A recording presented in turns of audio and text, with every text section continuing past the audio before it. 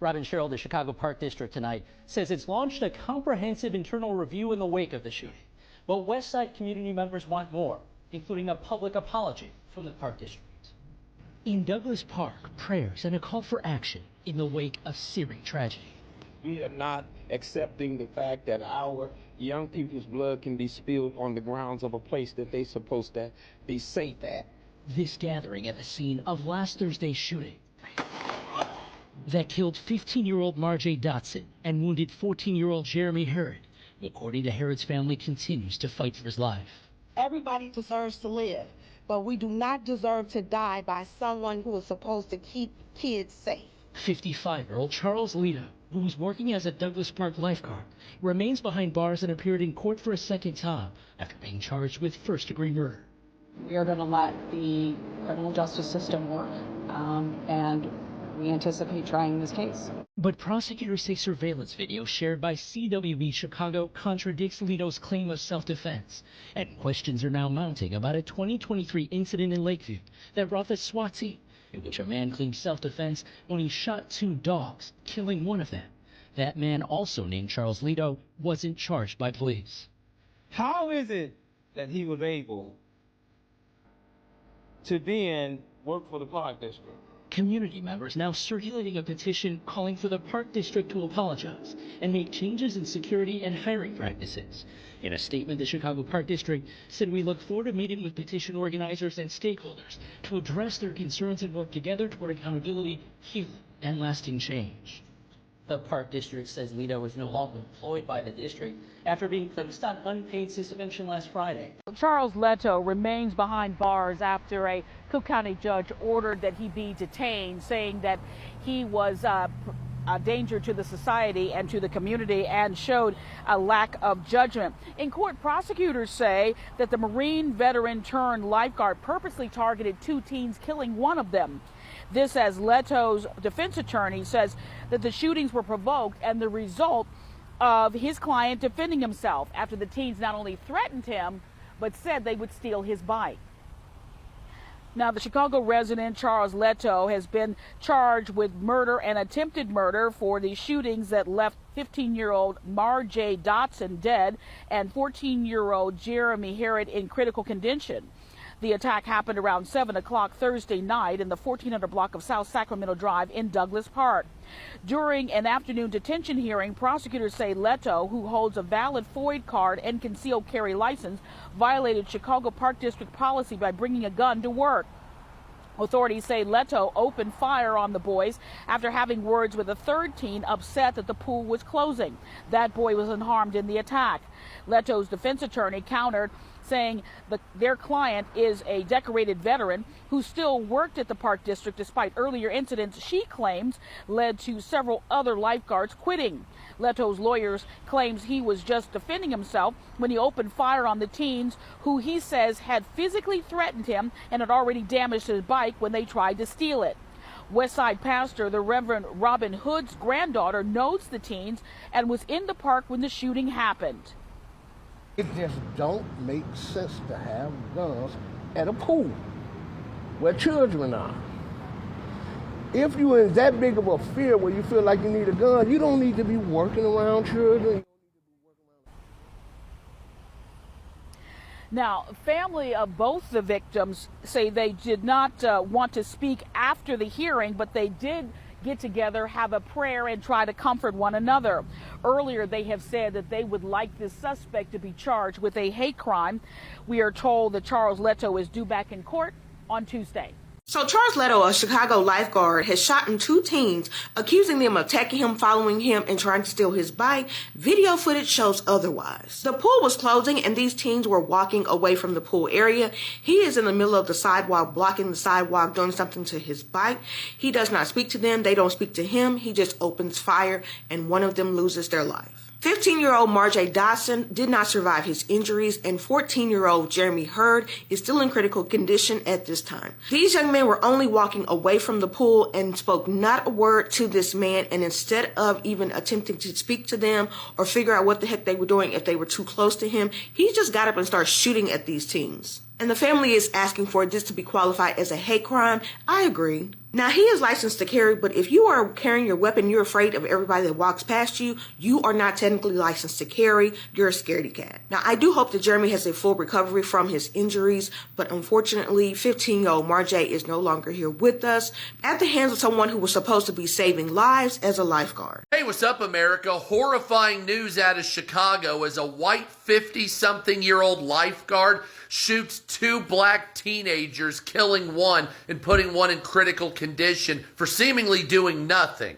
So this is lifeguard 55-year-old Charles Lido, and he's charged with shooting these two teenagers, killing one of them and leaving the other in critical condition for seemingly doing nothing. So in the video, I won't show you, but you should go look it up. He's seen with his bike on the ground and he's trying to repair it when these two teenagers approach near him. And so this individual gets scared, pulls out a gun, and shoots both of them while they're trying to run away. Now in the video, there's no audio, and it shows this man kneeling down repairing his bike while these two teenagers approach seemingly, and he pulls out a gun and shoots both of them. There's also a woman in the video that seems to be a bystander that probably could have been in the line of fire because of this asswipe's recklessness. So nevertheless, that happened in Chicago, and this is a big story, it seems.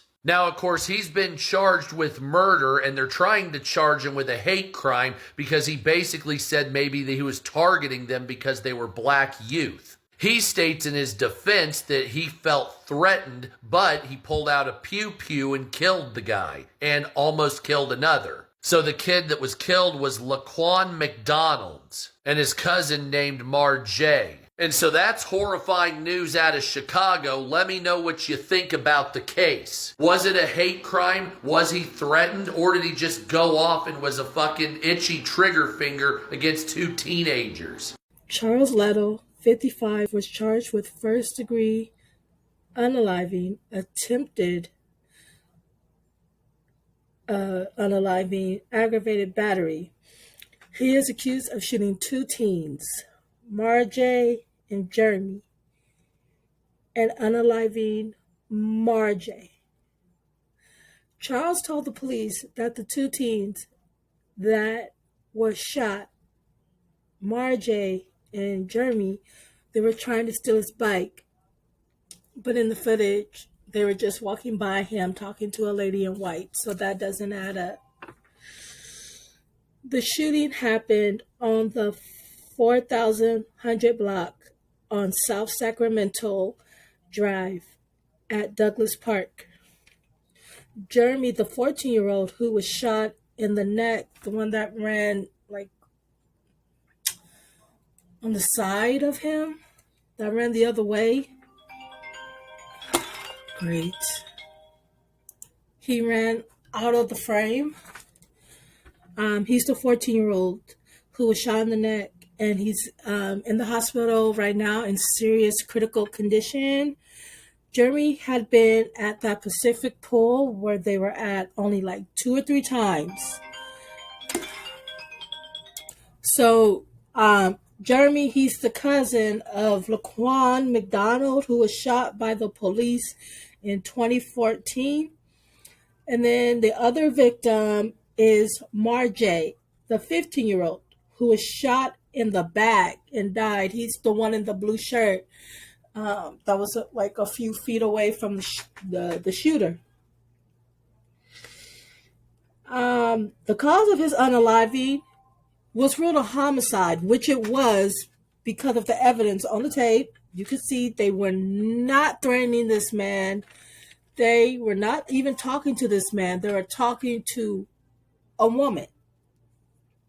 Okay, so during his hearing that he had, I guess it was like a detention hearing he had on Sunday, and the prosecutor said that he holds a valid FOID card and a concealed license to carry. This demon violated Chicago Park District policy by bringing his gun to work. And I think he should get the death penalty, in my opinion, because you just shot people for no reason. And they're saying a lot of prosecutors or a lot of people are saying that this was racially motivated.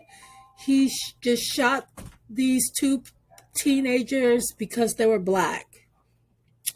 You know, I don't know. Maybe he thought they were trying to steal his bike, but all in all, they came while they were walking past him while he was working on his bike. So how could they try to steal his bike? And one person said that he told the police that someone moved his bike. But why would you just assume it was two black teenagers that moved your bike when there's a whole bunch of people at this pool? But hell, what do I know? I'm just a talking head. Have a great day, YouTube. Social media is going crazy right now. Here in Chicago, 2 teens were unalived by a lifeguard yesterday. And as you can see, one of those teens was Laquan McDonald's cousin. The other one, who was actually unalived, was a friend of his. Now, if you guys don't remember Laquan McDonald, just to give you a quick rundown, back in 2014, this officer, Jason Van Dyke, pew-pewed him, immediately arriving on the scene without any questions asked, without any assessments of what was going on. Pew-pewed this kid 16 times in a row. It caused major news stories and a lot of racial tensions in America. And unfortunately, this happens yesterday.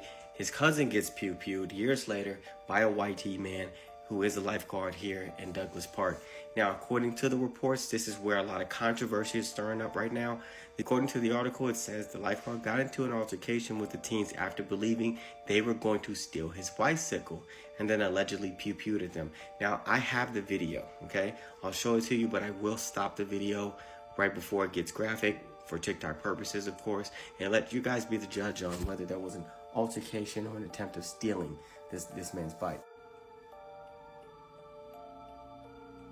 As you guys can see, it appears as though that they were having a conversation with this young lady here in the white, and it just so happened to be close to this gentleman, in which immediately when I cut the video off, he turned around and started to pew-pew. It doesn't even look like there were any words said or any actions made directly towards him at all. But comment below, let me know what you guys think about this situation. I'll keep you guys up to date.